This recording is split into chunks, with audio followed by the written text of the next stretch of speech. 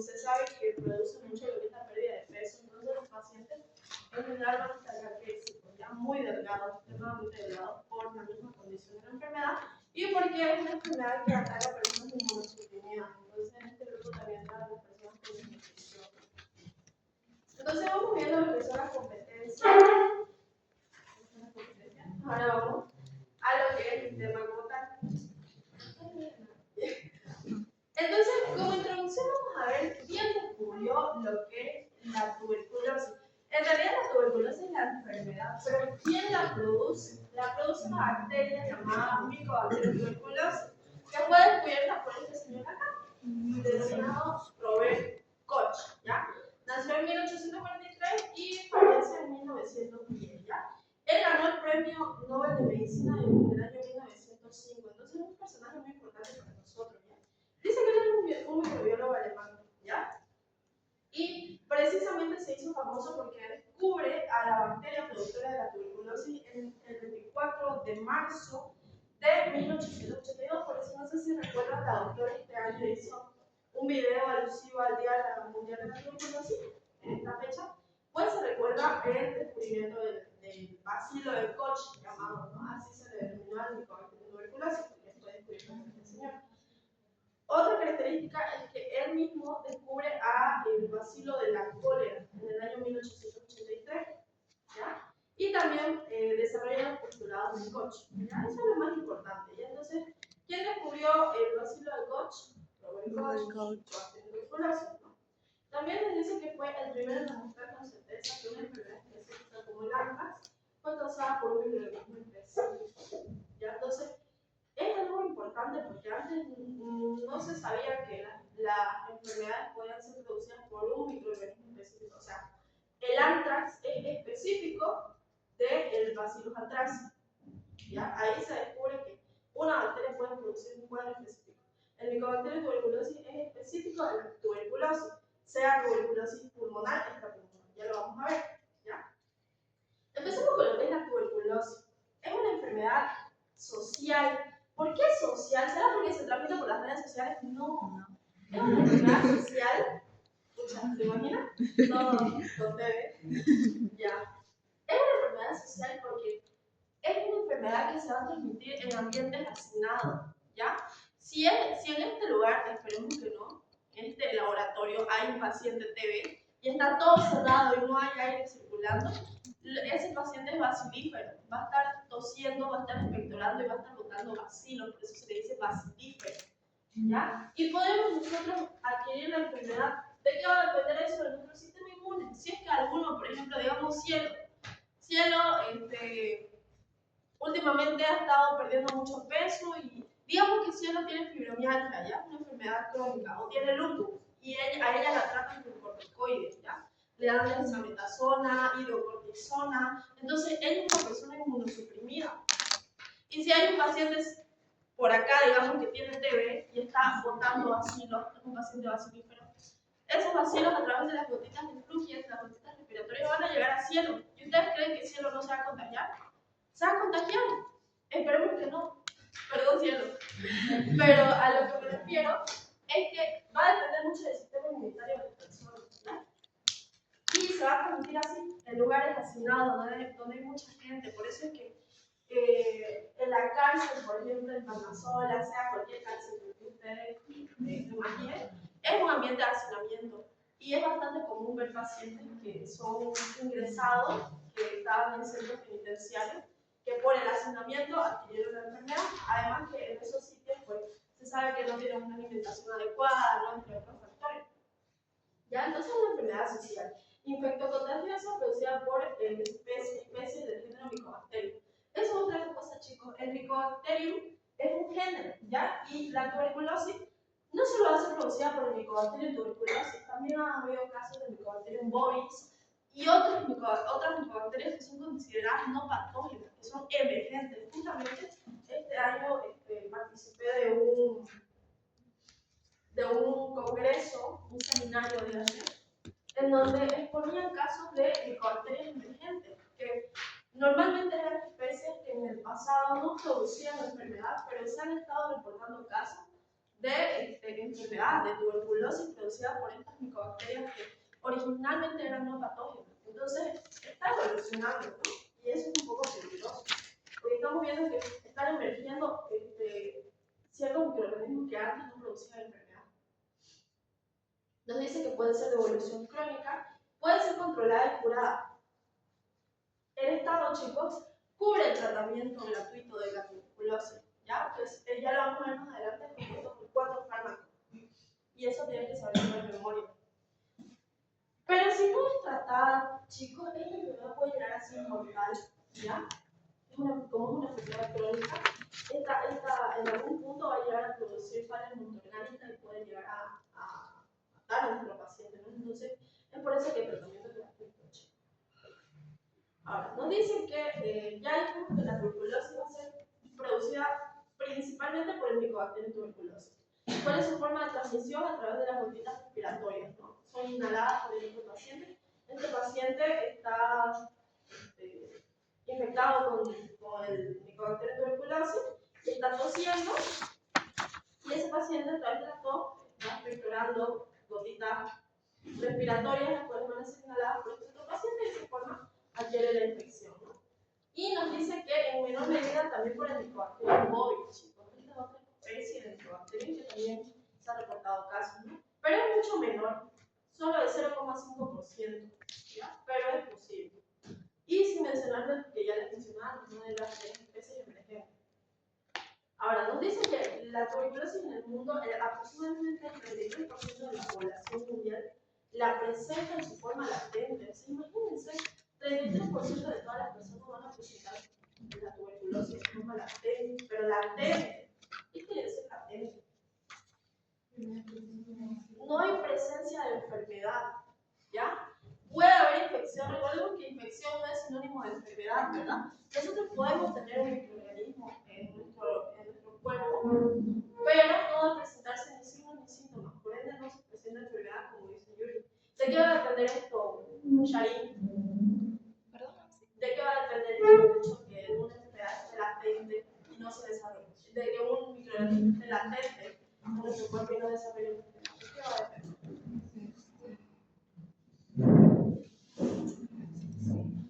Muy bien, Eva, del sistema inmunitario. Si nosotros somos pacientes inmunocompetentes, estamos en nuestro peso ideal, no estamos en edades extremas de la vida, no somos muy pequeños ni muy ancianos, si no tomamos tratamiento de inmunosupresor, si no tomamos corticoides, si no tenemos VIH-Sida, vamos a ser pacientes inmunocompetentes. Si dormimos nuestras horas adecuadas, si hacemos ejercicio físico, vamos a ser inmunocompetentes, ¿ya? Y puede que estemos expuestos a este virus, perdón, a esta bacteria, puede que estemos expuestos. Por eso es que dice que el 33%, como les dije, es una enfermedad social. Entonces, en algún momento de nuestra vida, nosotros vamos a estar en un ambiente hacinado y va a haber un paciente bacilífero y podemos llegar nosotros a inhalar la bacteria. Pero va a estar de forma latente en nuestro cuerpo. No se va a producir enfermedad porque estamos inmunocompetentes, porque nuestro sistema inmunitario puede contenerlo. ¿Se entiende? Y nos dice que está dentro de las 10 causas de muerte más comunes y es la primera de las enfermedades infecciosas. O sea, de todas las enfermedades infecciosas, por eso esta enfermedad de bacteriología es tan importante, chicos. Miren, de todas las enfermedades infecciosas, es la principal productora de muerte. Más que el ébola, más que cualquier otra, la tuberculosis. Por el hecho de que es tan fácil de transmitirse, ¿no? Ahora veamos un poco estadísticas de la TB Bolivia. Dice que la Latinoamérica, Bolivia y Perú tienen la mayor incidencia de TB. O sea, imagínense, nosotros somos uno de los 2 países con más casos de tuberculosis. ¿Cuáles son los factores de riesgo de la pobreza, chicos? Se dice a la tuberculosis también se le llama la enfermedad de la pobreza. ¿Por qué? Porque dadas las condiciones del hecho de que un paciente esté inmunosuprimido, porque tiene una dieta deficiente, porque no duerme las horas adecuadas, porque no hace actividad física, son todos factores que provienen de qué? De una condición social, de un estrato social no muy favorecido. Entonces, todo eso condiciona que el paciente sea más susceptible de adquirir la infección, ¿ya? ¿Qué otro factor? La negligencia del diagnóstico y el tratamiento. Más adelante, creo que ya les hablé un poco sobre el agar del lobo enseñanza. Recuerden que estábamos hablando de agar, y recuerden que dijimos que examen o el cultivo de Mycobacterium no es el método diagnóstico de elección, ¿por qué creen? Porque tarda demasiado, una bacteria que crece muy lentamente. Entonces, nosotros si no sabemos bien qué método diagnóstico vamos a utilizar, podemos llegar a tener estas fallas, ¿no? Estas negligencias. Se sabe que el método por excelencia es cuál, la serología seriada. Muy bien, chicos. El número de personas con VIH-Sida. El VIH-Sida, chicos, tómenlo como equivalente a inmunosupresión, ¿ya? Un paciente de VIH-Sida va a estar inmunosuprimido. Y recuerden que estos pacientes están susceptibles a infecciones oportunistas, ¿no? Pues una de las principales infecciones oportunistas es la tuberculosis, chicos. Vamos a ver pacientes VIH que van a estar enfermando de tuberculosis constantemente, ¿ya? Se van a curar, luego van a recaer a los 2 años. Luego otra vez hacen tratamiento, recaen a los 3 años. Es bastante común eso en pacientes VIH porque es muy bien. Ahora, según el informe oficial de 2018, en Bolivia existen 7.762 casos positivos. 2018, ahora sepa, miren, casi 10 años sepa cuántos casos no deben haber. Ya. La tuberculosis pulmonar nos dice que a nivel mundial aproximadamente 8 millones de personas están siendo nuevas, están siendo muertas por esta enfermedad. 8 millones infectadas y de estos 8 millones, causa de muerte de 3 millones de infectados. ¿Ya? Nos dice que estos datos van a crecer por los pacientes con VIH. Entonces, esta infección, no sé si han escuchado un poco el caso de este cantante famoso, Freddie Mercury. Se sabe que él enfermó de VIH, ¿no? Y él murió por una enfermedad, una infección oportunista. Era esta, chicos, él murió por tuberculosis. Porque fue una infección que él, por su estado de inmunosupresión, la adquirió como una enfermedad oportunista. Y eso sucede mucho, chicos. Los pacientes VIH, la tuberculosis les ataca feo, les ataca grave. Y es muy difícil sacarlos de ese estado porque, como son pacientes que ya van recayendo muchas veces, van adquiriendo resistencia. O peor aún, adquieren una especie de tuberculosis, una cepa que ya es multidrogoresistente. Y es más difícil tratarlo. Ahora, nos dice que es una infección bacteriana contagiosa, esto ya lo vimos, ¿no? Se contagia por la vía aérea a través de las gotitas respiratorias. Cuando las personas infectadas tosen, estornudan o escupen. En esos fluidos que botan van a estar los bacilos, ¿ya? Por eso se consideran pacientes bacilíferos. Ahora veamos un poco de fisiopatología, chicos, de la infección. Nos dice que la tuberculosis puede ocurrir en 3 etapas: una infección primaria, una infección latente y una infección activa. La infección primaria nos dice que a esta, chicos, podemos estar expuestos a cualquiera de nosotros. Es el primer contacto que hay entre el paciente y el microorganismo. Como les dije, este ejemplo, imagínense que en este laboratorio haya una persona que tiene la bacteria del bacilo del Koch y está tosiendo, está estornudando, así como Diego ahorita, y como yo. ¿Ya? Imagínense, y nosotros estamos inhalando, ¿no? Y adquirimos los bacilos a través de las gotitas respiratorias, ¿no? Por la vía respiratoria. Ahora, de todos nosotros, imaginemos que todos dormimos bien, hacemos actividad física, comemos todas las calorías que necesitamos, estamos bien nutridos. Vamos a tener, imaginemos que ya adquirimos la infección. De todos nosotros, no todos vamos a adquirirlo, ¿ya? Digamos que de todos un 30%, ¿ya? Se instala en nuestro sistema respiratorio, llega a nuestro parénquima pulmonar y se instala ahí. Esa es la infección latente, porque no vamos a presentar ni signos ni síntomas de enfermedad, ¿ya? Ahora imaginemos que hay 2 personas de ese 30% que van a estar, no duermen bien, como yo, como su Ausi, que duermen 4 o 5 horas, no se alimenta bien, no hace actividad física. Imaginemos que quizás una de esas personas está tomando tratamiento con corticoides, con dexametasona, becametazonas, o es una persona persona que recibe un trasplante, entonces necesita de medicación inmunosupresora, esa persona puede llegar a desarrollar la enfermedad. Y ahí es cuando se constituye la infección activa. Esa persona empieza a presentar síntomas. Ya empieza a presentar tos que es persistente, ya va más de 2, 3 semanas y no cesa la tos. Productiva esa tos. La persona en una de esas que está tosiendo ve que en ese esputo que bota tiene algunas estrías de sangre.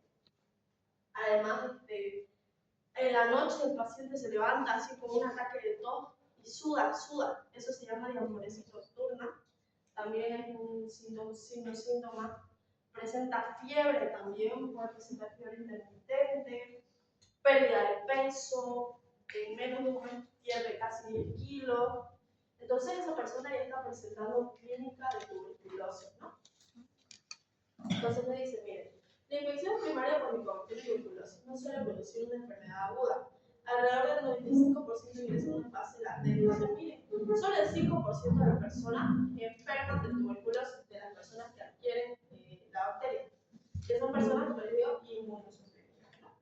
Un porcentaje variable de las infecciones latentes se activa con signos y síntomas de la enfermedad, ¿ya? Entonces, cuando ingresa de forma latente, chicos, nuestro sistema inmune lo va a atacar, ¿no? ¿Y cómo lo va a atacar? De esta forma, chicos, va a encapsularlo, va a formar algo llamado granuloma, ¿ya? Entonces, la bacteria a nivel del sistema respiratorio va a empezar a producir necrosis, ¿ya? Por distintas toxinas, distintos factores de virulencia que tiene la bacteria, produce necrosis. Y es un tipo de necrosis llamada necrosis gaseosa, ¿ya? Algo característico de esto es que produce la licuefacción del tejido. ¿Sabe, Pato, qué es la licuefacción? O liquenificación. Está en el primer tema, chicos, de Pato, con el doctor Machado, ¿no? Es un tipo de necrosis, chicos, en donde el tejido se hace líquido, ¿ya? Es como que se licúa, por eso dice liquefacción, se licúa el tejido, ¿ya? Y se pierde esa sustancia. Entonces, lo que va a hacer el sistema inmunológico es encapsularlo en un granuloma. Miren, aquí está la necrosis, ¿ya? El tejido necrosado. Ese tejido necrosado es encapsulado, ¿ya? No, esperen, esto sucede cuando un paciente ya presentó infección y está presentando clínica, o sea, la bacteria está haciendo efecto sobre el paciente. Pero imaginemos que ya pasó esa fase de la infección aguda, ¿ya? Entonces ahí empieza a reaccionar el sistema inmunológico de la persona y reacciona con granulomas, ¿ya? ¿Y qué pasa? Que si en algún momento de su vida esa persona baja de nuevo sus defensas, este granuloma se deshace y vuelve a liberar la bacteria, ¿ya? Y este granuloma, lo que se va a ver ya macroscópicamente, nosotros lo vamos a ver como las cavitaciones, ¿ya? Esto de acá, ¿lo ven? ¿Esos huecos? Sí. Eso se llama cavitaciones, chicos. Es el resultado de esto de acá, de la necrosis del tejido que produce liquefacción, por eso es que se pierde sustancia acá. Y además hay un granuloma, ¿no? Se encapsula. ¿Con qué? Primero células gigantes, luego células epitelioides y finalmente rodeada con un halo de fibroblastos, linfocitos y monocitos, ¿ya? Esto, chicos, se ve en la radiografía y después les voy a mostrar las cavitaciones. Claro, ahí lo pone en la placa y ahí se ven las cavitaciones.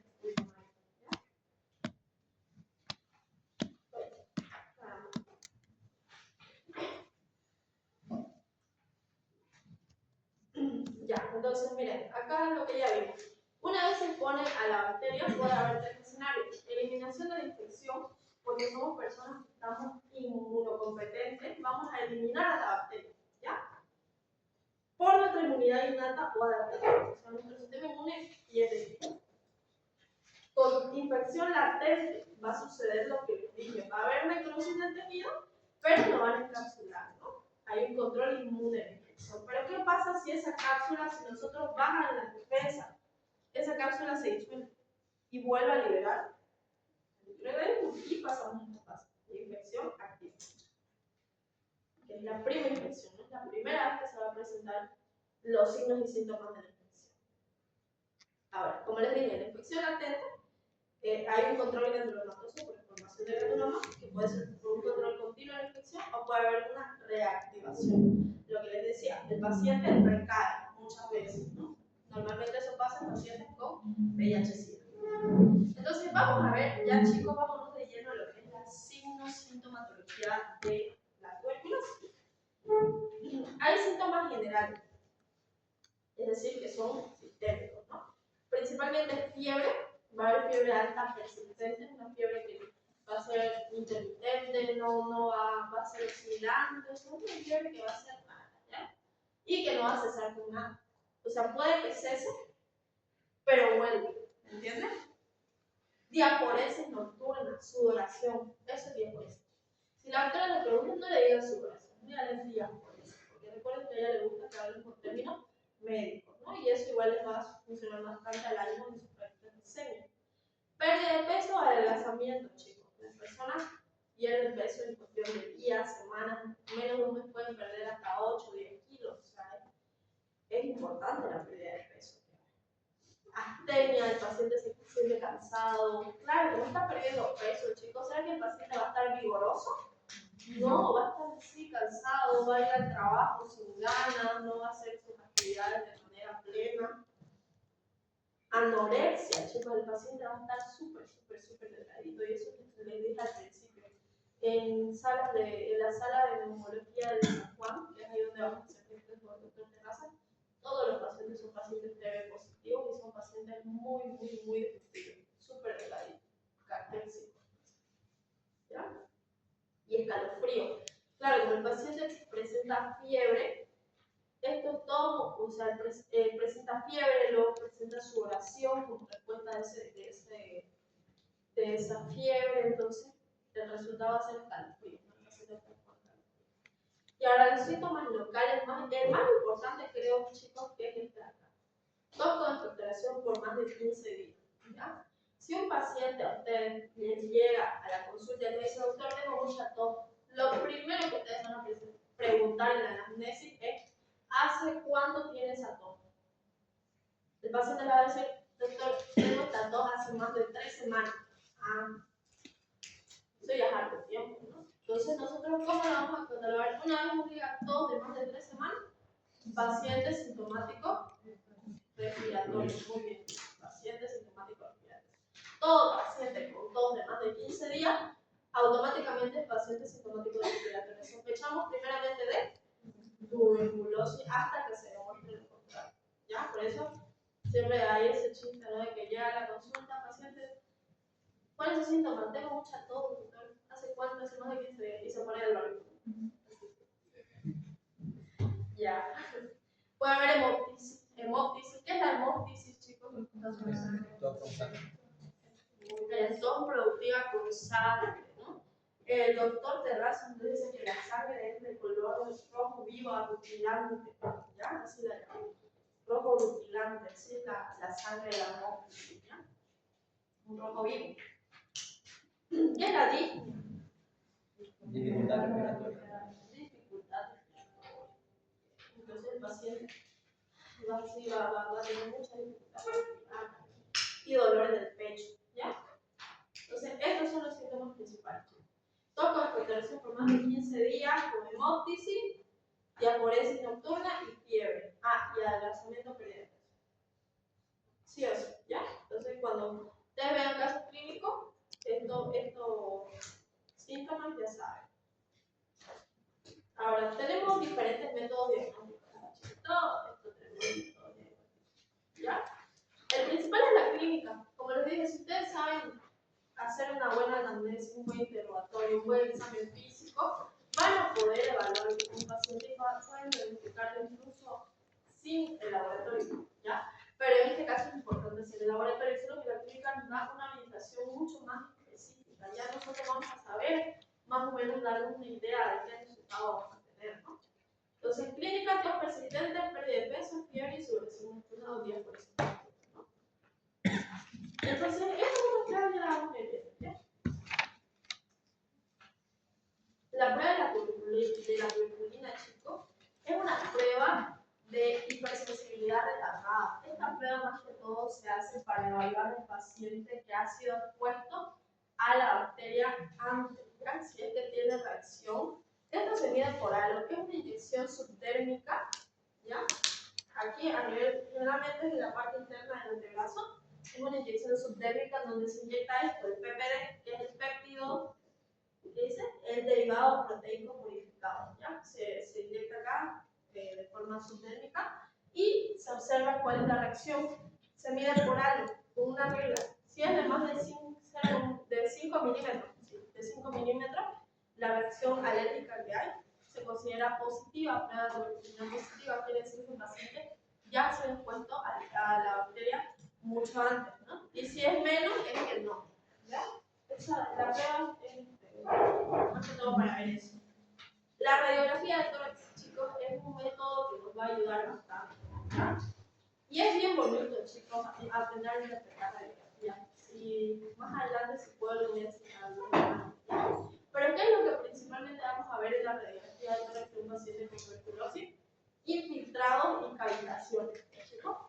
Y vamos a ver, se lo voy a mostrar cómo vamos a reconocer esos infiltrados y cavitaciones. Ahora, lo que nos interesa, el método bacteriológico. Cultivo bacteriano, ¿ya? Aislamiento de microorganismos tuberculosis y medio de cultivo. ¿Pero qué dijimos de este método? Que no es el de elección porque es muy tardado, ¿no? La bacteria, ¿en cuánto tiempo puede llegar a crecer? Casi de 3 a 8 semanas, o sea, en una media de 6 semanas. ¿Ustedes creen que nuestro paciente puede esperar 6 semanas a su resultado? No, se muere, chicos, se muere.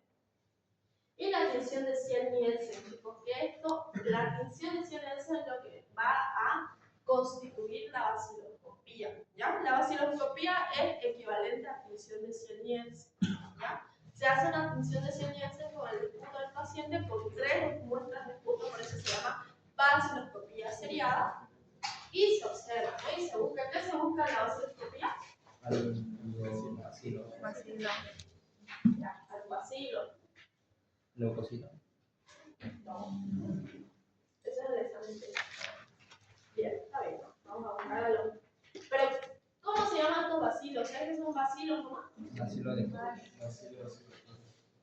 Ácido alcohol resistente. Recuerden a los bar, chicos, lo hablamos. Acuérdense, lo hablamos cuando hicimos la clase de función de CNS y de Telegram, que eran los bar, ¿no? Los bar eran los vacilos ácido alcohol resistentes. ¿Por qué se les llama así? Porque son resistentes a la decoloración con qué? Con el alcohol ácido. ¿Por qué? Porque tienen una pared de ácidos glicólicos, ¿no? Se están olvidando. Otra prueba importante es el GeneXpert, chicos. El GeneXpert es una prueba molecular. Es caro, chicos. Pero, ¿qué es lo importante? Que esta prueba es súper rápida. En cuestión de horas pueden tener sus resultados. Por eso es que no es utilizada para todos los pacientes. Es utilizada en casos específicos. ¿En qué caso? Pacientes privados de libertad. Pacientes embarazados. Pacientes VIH y pacientes ancianos o bebés, ¿ya? En esos 4 o 5 casos es cuando se va a hacer o se justifica la prueba del GeneXpert, ¿ya? Caso contrario, no se hace GeneXpert, chicos, porque no es práctico, es muy caro, nuestro sistema de salud no está apto todavía para hacer esta prueba como método de rutina, ¿ya? Entonces solo se hace en casos excepcionales que les mencioné, pacientes privados de libertad, o sea, pacientes presos, mujeres embarazadas, pacientes inmunosuprimidos como pacientes VIH, pacientes ancianos y pacientes neonatos o niños o infancia, ¿ya? En esos 5 casos se justifica, ¿ya? Nos dice que hace una... Ah, y algo importante del GeneXpert, que no solo detecta la presencia o no solo detecta el material genético del micobacteria tuberculosis, también puede detectar resistencia a rifampicina, chicos. O sea, es importante porque nosotros podemos descubrir el micobacterio, pero imaginemos que nuestro paciente está infectado por una cepa que es resistente a la rifampicina y nosotros le damos rifampicina, tambutor, isoniazida, piracinamida, no le hace nada.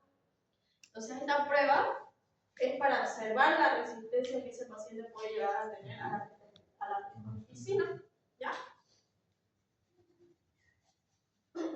Y de acuerdo a eso, saber cómo vamos a tratarlo, ¿no? Y otro método tampoco no muy usado es la biopsia. Se realiza a través de una toma de muestra de tejido para evaluar la presencia de micobacterias tuberculosis en áreas afectadas. Esto no se ocupa mucho. Generalmente la biopsia se hace cuando hay pacientes.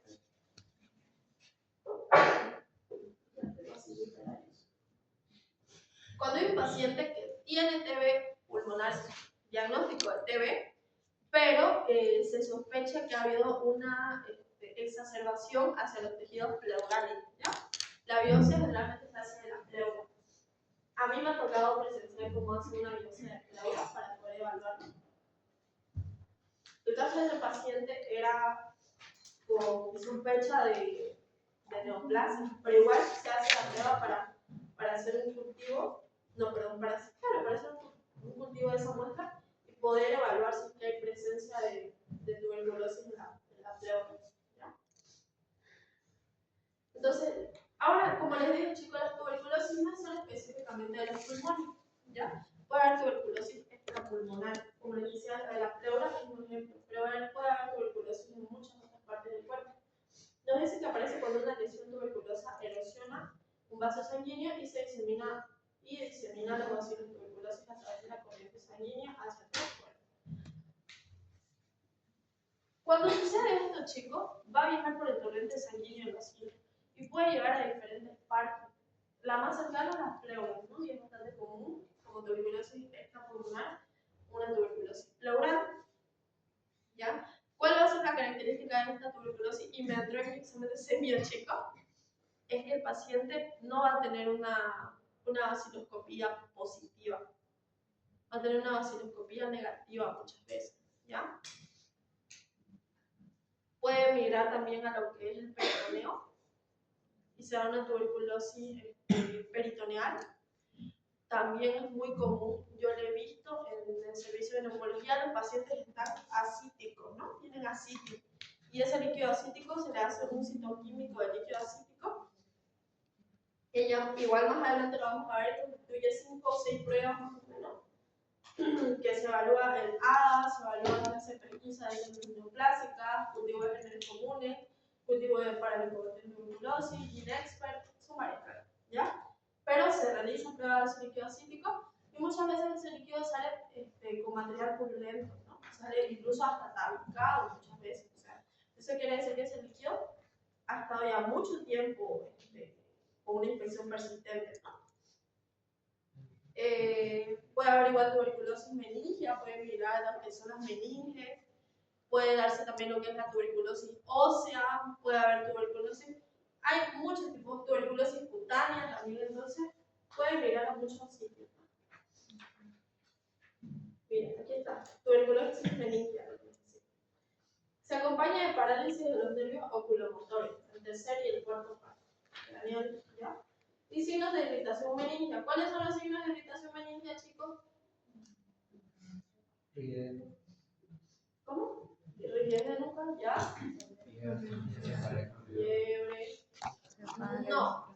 O sea, sí, pero recuerden los signos meningios. Sería un Brudzinski positivo, un Kerdi positivo, rigidez de nuca. ¿Ya? Esos son los signos de irritación meningia.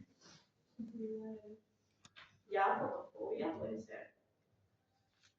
Tuberculosis genitourinaria nos dicen que es cuando invade de manera descendente el tracto urinario. O sea, mire, puede llegar a invadir el tracto genitourinario igual. Y lo más común que les dije, tuberculosis pleural, ¿no? Muy común. Y se da cuando el paciente no presenta vasectomía positiva, pero sí tiene tuberculosis. O sea, miren, no todas las tuberculosis van a dar vasectomía positiva. Entonces hay que saber tener un criterio clínico, diagnóstico, ¿no? Triada colombino, miren, dice que sirve para relacionar el tipo de signos y síntomas con una posible diagnosis de tuberculosis urogenital. Orinas asépticas, ¿ya? Piuria, ¿qué es piuria? Orina con pus. Muy bien, va a haber material purulento en la orina. ¿Cuál es el otro signo? Orina ácida. Entonces, Cuando nosotros hagamos un EVO, ¿qué es el EVO? Examen general de orina. Cuando nosotros hagamos un EVO, un examen general de orina del paciente, y podamos observar esas características de la orina, puede estar explicándonos presencia de TB en sus características. Miren, algo común igual que se da es los derrames pleurales en pacientes TB, ¿ya? Miren, así se ve en la radiografía del tórax lo que es un derrame pleural. ¿Se acuerdan cuando basamos líquido de punción cuáles eran los criterios para derrame pleural en radiografía del tórax? ¿Se acuerdan?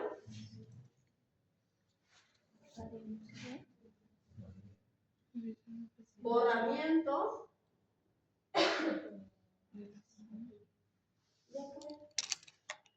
Diego, Daniel, Miguel, Camila. ¿Qué hay acá, chicos? ¿Qué es esto? Ángulo costofrénico y costo diafragmático, ¿no? Borramiento de ángulo costofrénico y costo diafragmático. ¿Qué es esto? Esta línea de acá. ¿Cuál línea? Bueno,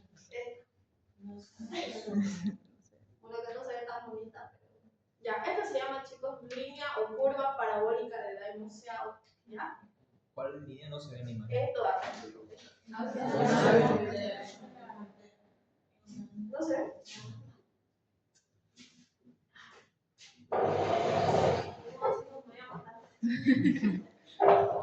No, pero paciencia, si me muero, recuérdenme.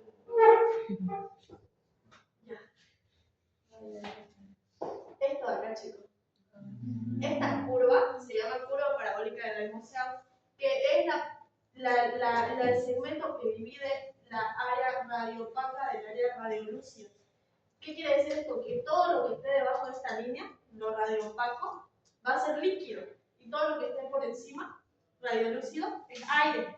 Entonces estamos viendo que hay una infiltración del líquido, ¿no? Eso limita la curva parabólica de la emoción. Hay presencia de líquido. Miren como en este lado hay ángulos, se ven los ángulos y se ve una sección radiolúcida, ¿no? O sea, acá está bien, no hay aire, no hay líquido. Todo bien con este pulmón. Este es el pulmón. O sea, ya no hay líquido, ¿no? ¿Y qué vamos a hacer entonces? Punción. Vamos a hacer punción para extraer líquido pleural. Esta punción, chicos, puede ser diagnóstica como puede ser terapéutica. Cuando es diagnóstica, solo vamos a extraer una cantidad pequeña, como ser una jeringa de 10 mililitros. De 10 mililitros, perdón. ¿Con qué finalidad? Hacer todo esto acá.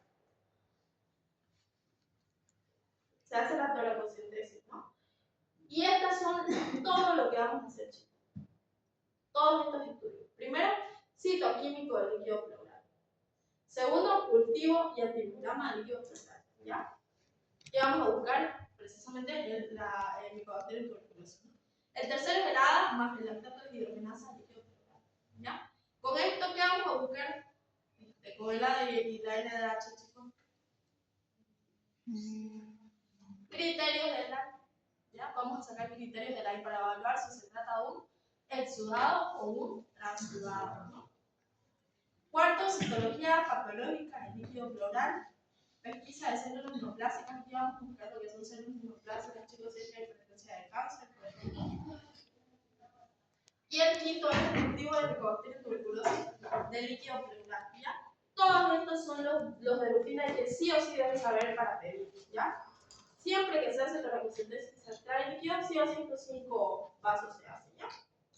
Por ley se hace. ¿Ya? Y también se hace una radiografía de tórax luego de hacer. Ya les dije que eso es diagnóstico, ¿no? ¿Cuál es el objetivo terapéutico? Es extraer todo el líquido. En este caso no se extrae un poquito, se extrae todo el líquido que se encuentra a nivel de las pleuras, ¿no? Que a veces puede llegar a ser hasta 1000 cc, chicos. O sea, imagínense un litro de líquido entre el pulmón y la pleura. O sea, ese paciente obviamente no va a estar respirando bien. se extrae todo el líquido. Ahora, otro caso de tuberculosis extrapulmonar es la osteomielitis tuberculosis, también llamada el mal de Pope. Esta va a afectar, chicos, a los cuerpos vertebrales, ¿ya? ¿Saben cómo son los cuerpos vertebrales? Entre ellos está el disco intervertebral, afecta al cuerpo de la vértebra.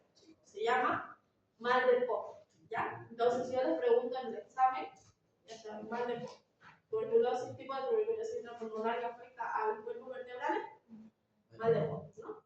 Aemitis tuberculosis. Esta es una localización de el micobacterio de tuberculosis a nivel de donde sí sería adenitis a nivel de los ganglios, ¿verdad? Entonces dice que es una localización extrapulmonar más frecuente de la enfermedad. Entonces, después de la tuberculosis pulmonar, la más frecuente es este tipo de tuberculosis que se ubica a nivel de los ganglios, ¿no? Es la más habitual en personas infectadas con el virus del VIH. Aparece principalmente en el cuello como una escrófula, puede fiscalizar la piel. Y luego se presenta la tuberculosis miliar, que también es una migración de la TB a partir del tejido linfático, ¿no? Tuberculosis miliar. Ahí está, esto es lo que es el mal de Pope, chicos. Miren. ¿Ven cómo afecta a los cuerpos vertebrales? Miren, esto sería la adenitis tuberculosa, cómo fisura la piel, ¿no? Y esto es así se ve la tuberculosis miliar, chicos. Esto en la radiografía del tórax se llama, es un infiltrado, es un patrón nodular, ¿ya? ¿Por qué se llama nodular? Es que me emociona la radiografía, chicos.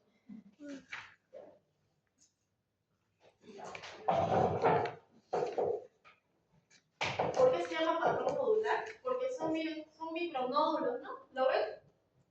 ¿Esas cositas? ¿Esos redonditos? Ese es el patrón nodular. ¿Y cómo lo vamos a observar acá? Acá no se ve tan claro, chicos. Pero en las radiografías de tórax se ve lo mismo, así, nodulito. Aquí, van a ver así. Que es por ambos campos pulmonares, se ven así. Redonditos, un micronódulo. Se observan clarísimo. Eso sería un patrón nodular.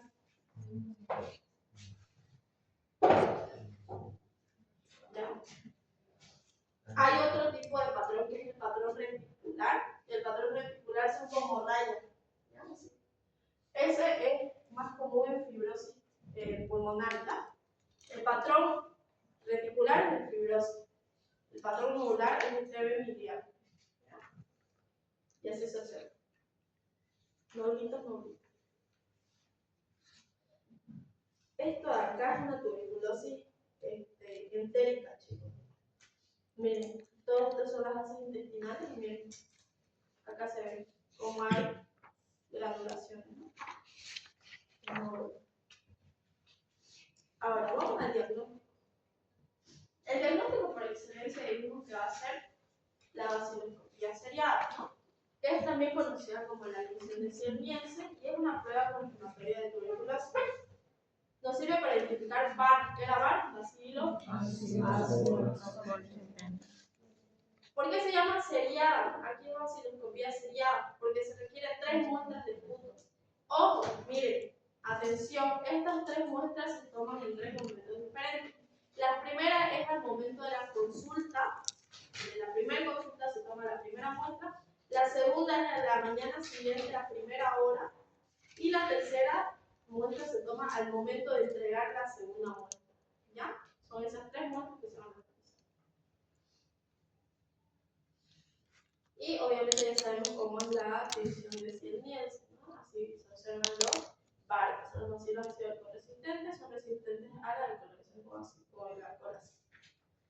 Ahora, aquí indicaciones de toma de muestras, dice que el envase debe ser plástico, boca ancha, tapa de rosca, de aproximadamente 50-60 mililitros.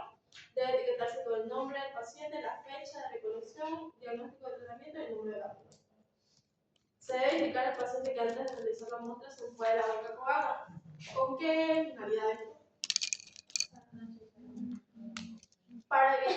casos positivos para tratar de eliminar toda esa flora que haya, células muertas, entre otras que haya en la boca, antes de la tomáramos, ¿ya? Y también restos de comida, no lógicamente. Indicar al paciente que no escupa secreciones salivales, que la muestra debe ser del punto de provenir de las profundidades del pecho. No nos sirve analizar saliva. ¿Qué vamos a pillar ahí? Vamos a pillar el estreptococo, ¿cómo se llamaba? El estafilococo. ¿Cómo se llama pues el de la saliva, chicos? Estoy volando. En la boca, microbiota bucal, estreptococos del grupo Fidans, sanguinitis, otro. Mutas, muy bien, gracias. Entonces no nos va a servir de nada mirar esa bacteria. Nosotros necesitamos buscar el micobacterio, tuberculosis. Ahora nos dice que la expectoración debe ser muy fundamental para asegurar la distribución de fue exitosa, de 3 a 5 mililitros, nada más. No necesitamos grandes cantidades, solo eso, de 3 a 5 mililitros. Y después de haber tenido la primera muestra, se debe traer al paciente 2 recipientes para que realice la segunda y la tercera recolección. La segunda dijimos que debe ser a la mañana siguiente a primera hora y la tercera al momento de entregar las otras dos muestras. Ahora, el informe laboratorial de una vaciloscopía. Así se informa, chicos. Negativo es cuando no se observa VAR en 100 campos microscópicos, cuando no se observa ni un solo VAR. Positivo, leve, de 1 a 9 VAR, dice que será cuando se observa de 1 a 9 VAR, o sea, pacientes con alcohol resistente, en 100 campos microscópicos. Positivo, una cruz cuando se observa de 10 a 99 VAR en 100 campos microscópicos. Positivo, 2 cruces cuando se observa de. No, está bien, por campo microscópico.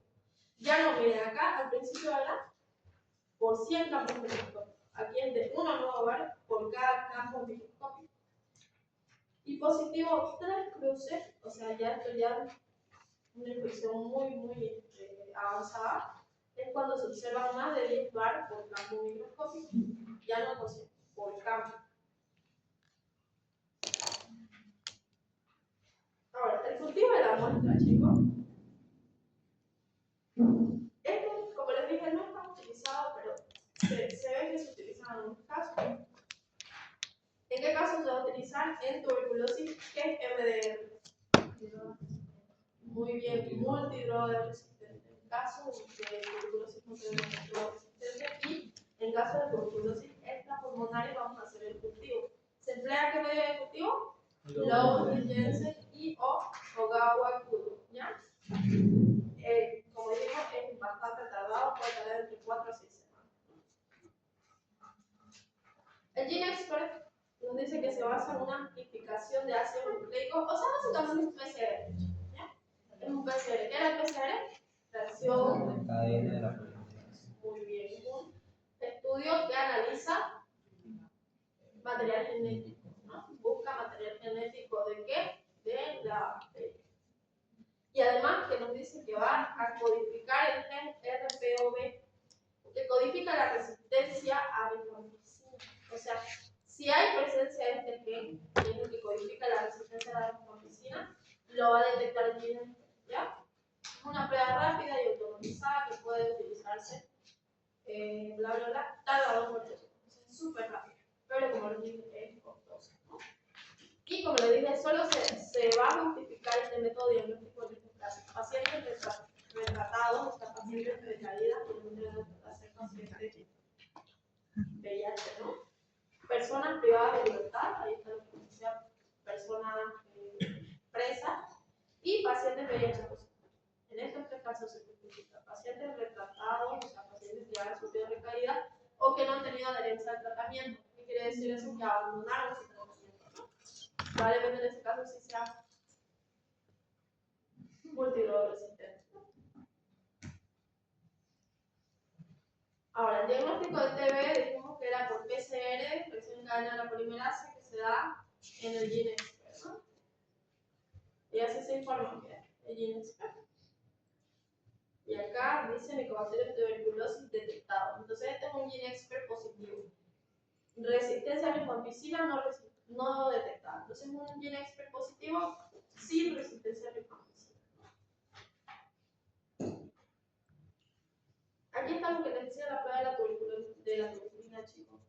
Tiene varios nombres, también llamada prueba de Mantoux, tuberculina o PPD, que es el péptido derivado del péptido proteico. ¿Ya? Es una que es positiva tanto en la infección latente como en la activa y por tanto no puede distinguirse entre las dos. Eso es lo malo. O sea, esta prueba más que todo es para evaluar si el paciente tuvo contacto con el micobacterio en alguna de su vida. ¿Ya?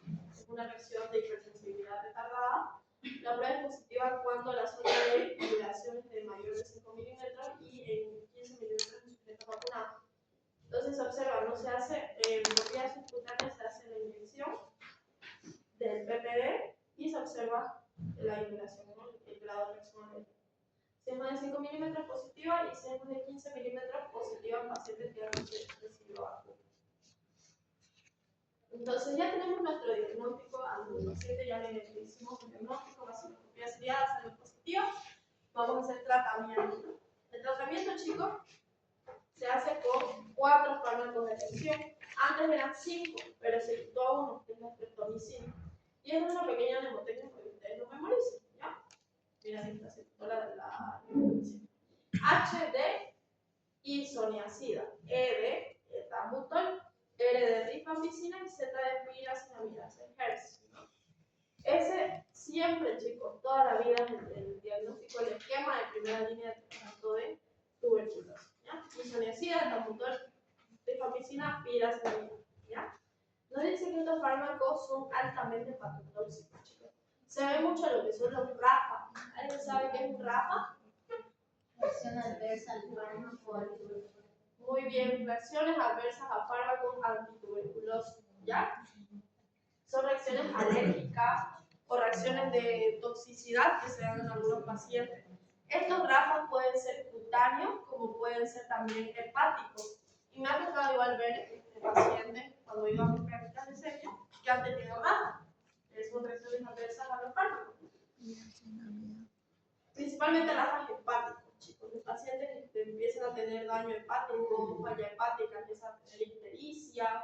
Algunos pacientes igual he visto con RAFAs cutáneos que se les empieza a presentar un rash petequial a nivel principalmente del cuello, de la cara, de las extremidades superiores, incluso algunos a nivel de la zona genital empiezan a tener ese RAFA cutáneo, ¿no? Que es como un rash. Además de eso puede presentar náuseas, vómitos, alergias generalizadas del rash cutáneo, cambios de colores de la orina y hepatitis. ¿Ya? Entonces estos fármacos, chicos, son agresivos, ¿ya? Son fármacos muy fuertes, por eso es que pueden llegar a tener estos efectos. Ya, esto también, chicos, probablemente les preguntan, así que tomen en cuenta, tomen nota y presten atención. ¿Cómo es el tratamiento de tuberculosis? Ya, en Bolivia es un tratamiento largo, chicos, no es un tratamiento corto. Nos dice que este tratamiento dura 6 meses en total, ¿ya? Y está compuesto por 2 fases, ¿ya? Se utilizan estos 4 fármacos que les decía: isoniazida, rifampicina, piracetamida y etambutol. 2 fases. La fase intensiva, que es una fase de 2 meses, que es el tratamiento con los 4 fármacos de sinergia. O sea, los primeros 2 meses damos 4 fármacos, ¿ya? Los 4 fármacos. En 52 dosis. Y la segunda fase, que es la fase de continuación, ya quitamos 2 fármacos y solo lo vamos a mantener con otros 2 fármacos durante 4 meses divididos en 104 dosis. ¿Ya? ¿Cuáles son estos 2 fármacos que vamos a utilizar? Vamos a utilizar isoniazida y rifampicina. ¿Ya? Fase intensiva 2 meses, isoniazida, rifampicina, etambutol, piracetamida. Fase de continuación 4 meses, rifampicina, isoniazida, ¿no? Y en esas dosis. ¿Sí? Pero eso a la continuación, de que el paciente pasa a una fase continua depende de la vaciloscopía. No. Se hace Sí o sí se puede decir. pero si es que hay una no es que si sale su prueba otra vez con 3 sigue por 2 meses. Sí, tenés razón. Pensé que me decías que si salía negativa ya no se tomaba la fase continua. Sí, es posible. En realidad, cuando sucede eso que vos decís, de los fármacos y se hace otra vez un gene expert para ver si no hay resistencia a rifampicina. En realidad es un caso que se va a evaluar de forma más, no, es más intensivo, ¿no? Son pacientes que no están respondiendo al tratamiento, es porque o algo en alguno de los fármacos no está haciendo efecto o todos los fármacos, y hay que cambiar el tratamiento. Y se hace una reevaluación del caso y se hace un nuevo tratamiento que es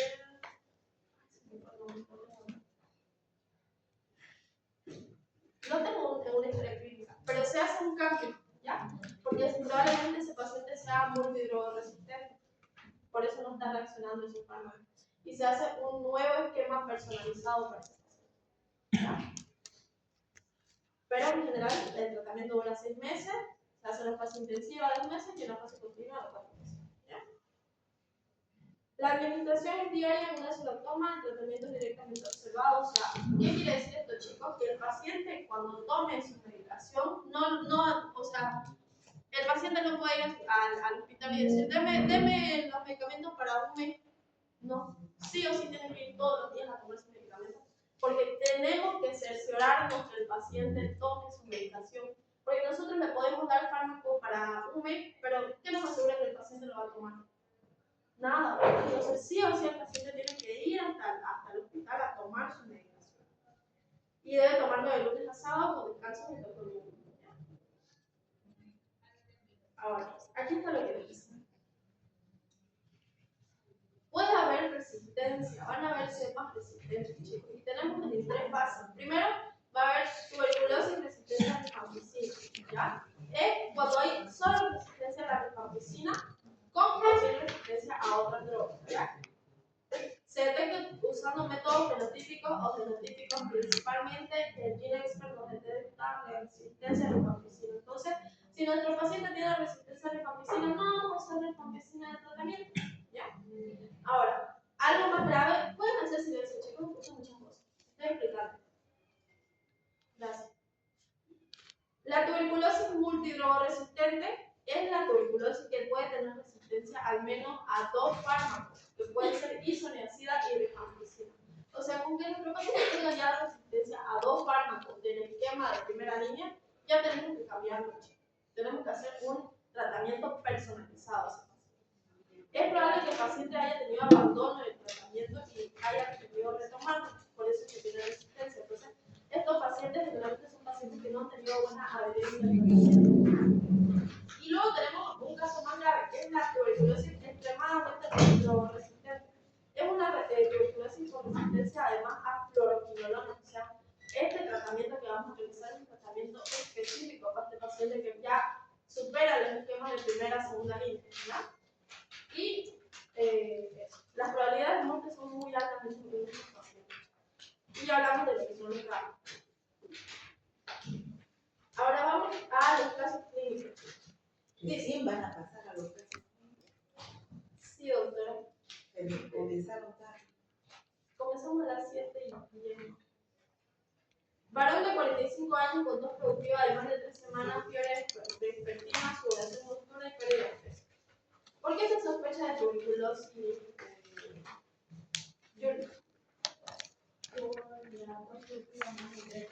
Muy bien, porque es un paciente sintomático respiratorio, ¿no? ¿Qué muestra solicitaría Evan para este paciente? Vamos, rápido, chicos. Una vaciloscopía Ustedes cerebral. tienen que haber hecho su práctica. ¿Qué significa VAR positivo, Miguel? Bacilo ácido alcohólico. Bacilo hacia algo resistencia positivo, ¿no? ¿Qué indica un positivo de más de 3 cruces, Diego? No, VAR significa bacilo ácido alcohol resistente, no positivo. Aquí dice VAR positivo. A ver.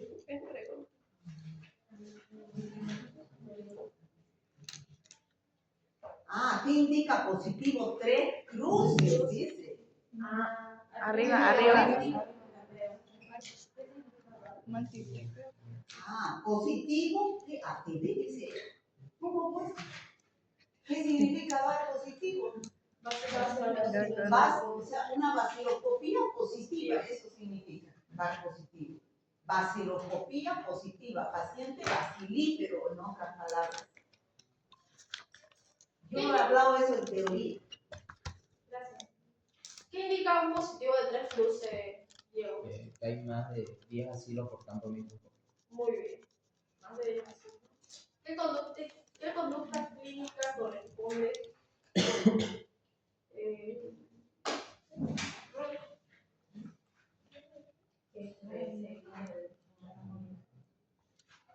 empezar tratamiento, ¿no? Debemos empezar tratamiento con los 4 fármacos de primera línea. Entonces aquí nos dice, ¿en qué fecha y quién logró cultivar el bacilo tuberculoso Frank? Robert Koch, ¿En qué fecha? el 24 de marzo. 24 de marzo, muy bien. Investigado Robert Koch. A ver, quiero que me ayude Cielo. ¿Cuáles son los signos y síntomas generales de la tuberculosis? La fiebre, la diaforesis o la sudoración, la pérdida de peso, la astenia. Muy bien, calofríos, ¿no? Sí. Ahora, ¿cuáles serían los signos y síntomas respiratorios o los locales? La tos productiva por más de 15 días, la expectoración purulenta y con sangre, hemoptisis. Sí. Muy bien. Ahora, ¿qué significa paciente sintomático respiratorio, Katie?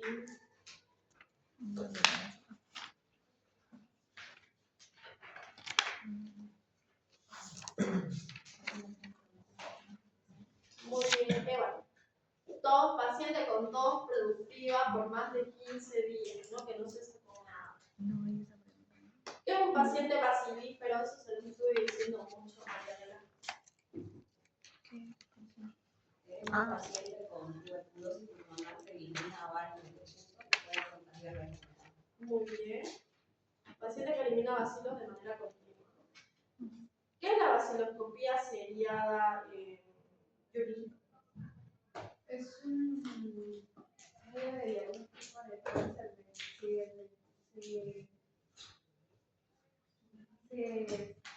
A ver, lea lo que ha puesto, no. Rapidito, por favor, ¿qué ha puesto? es una prueba en la cual se adquiere 3 muestras para el estudio. Baciloscopía seriada es 3 veces hacer tinción de Ciel Nielsen en 3 momentos diferentes. Eso es baciloscopía seriada.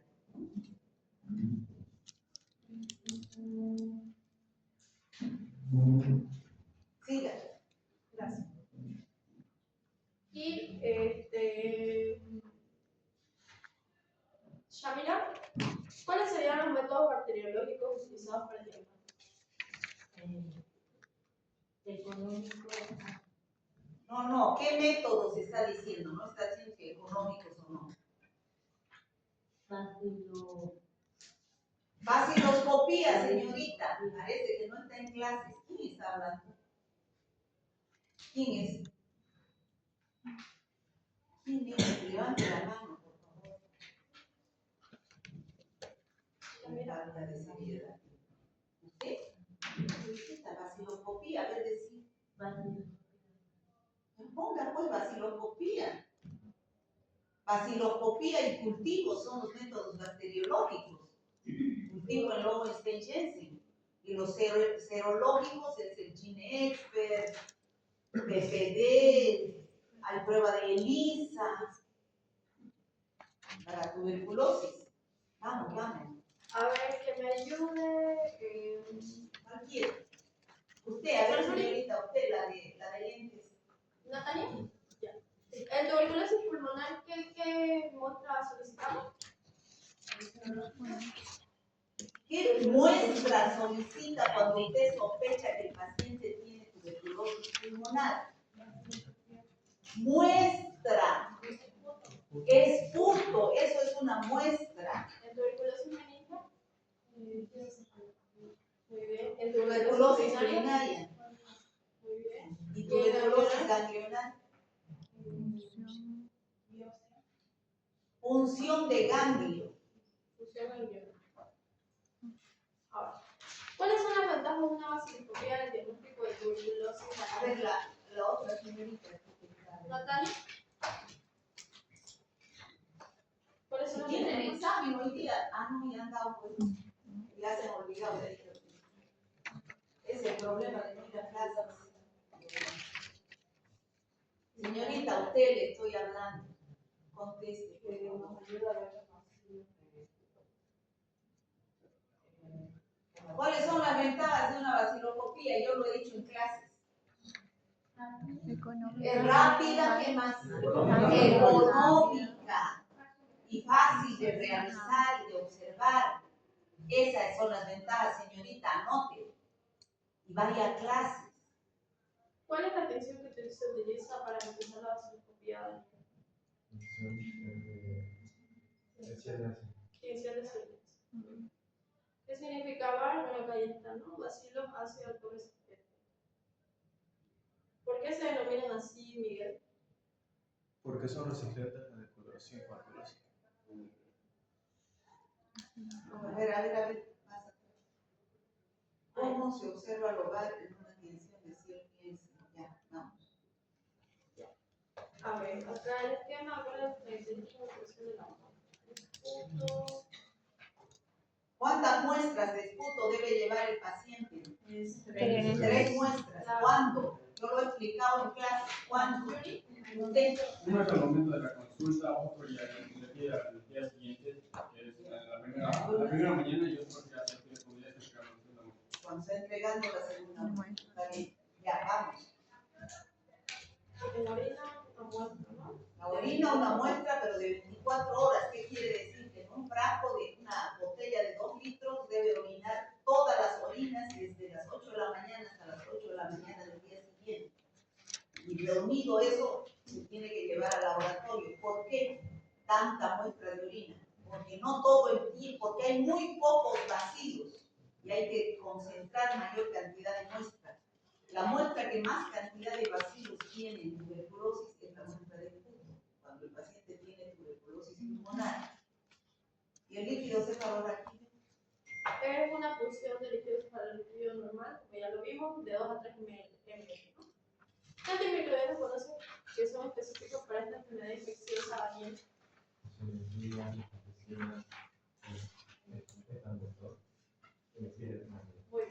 ¿Cuánto tiempo es el tratamiento de esquema nacional de la vaciloscopía que se llama vaciloscopía ciliar?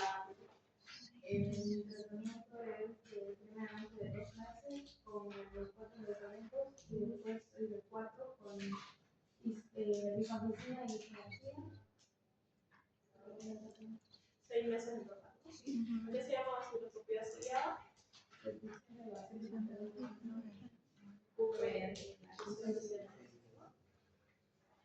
Entonces ya lo sabemos. ¿Qué dificultades presenta la realización del cultivo de Mycobacterium en tuberculosis? Ruth?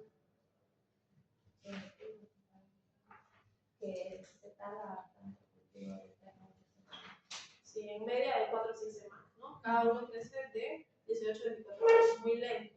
Ahora, ¿cuál es la vacuna BCG? Todos tenemos esta vacuna, chicos. Esta vacuna lo que hace es evitar formas graves de tuberculosis, como la tuberculosis meningia, ¿no? Entonces, esta vacuna todos lo recibimos y es esa marquita que todos tenemos, ¿verdad?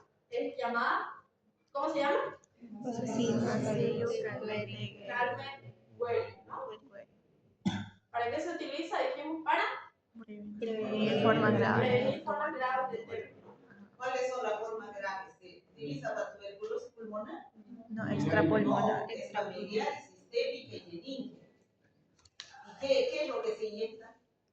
Así la llamada de Mycobacterium bovis. Parece que el único que estudió tuberculosis es este. Mycobacterium bovis. Siga. ¿Cuándo se aplica? Recién nacido. Hasta el mes de vida, hasta el Hasta el mes primer mes. de vida de un bebé.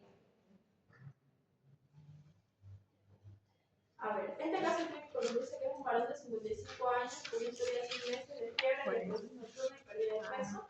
Tiene atrás productiva con un dermático, o sea, hemófisis. Además, un trabajador, la esclavitud reveló una mala situación de inteligencia del territorio respiratorio. La esposa del paciente de 50 años presentó una positiva de FPD debido a la luna.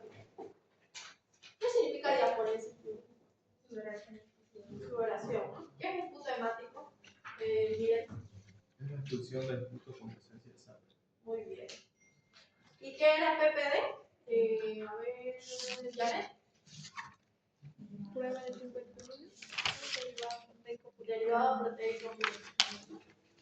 Bueno, eso sería todo. ¿Alguna duda?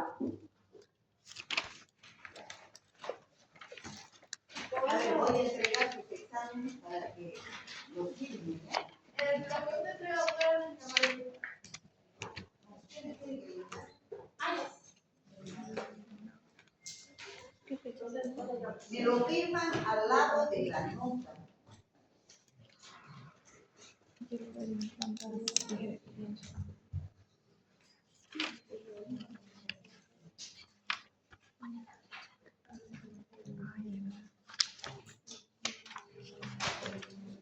Guzmán, Berríos, Espejo, Manuel, Encinas, Gutiérrez, Manuel, Kelly, Aragón, Delgado, Áñez, Luchani, Balanza, Huerta, Barriga, Huerta no viene, Pérez, Becerra, Llanos, Huerta, Pérez Arias, Jessica, Pérez Arias, Llanos no está, Ortega López, Luque, Montaño Cejas, Medina, Teodorito, Zambrana, Vargas, Vázquez, Flores Vázquez, Fernández Vargas, Taboada, Fernández Vargas, Solís Maza, Solís Guajera, Sarchuri, Rodríguez Campara, Zapatierra, Rodas Montero, San Martín, Hay que poner la firma. Peña Gutiérrez, Soto Cecilia, Sinchi, Pérez Cruz, Sinchi, Pero era Tapia, Haemophilus, influenza de hijos. Se supone.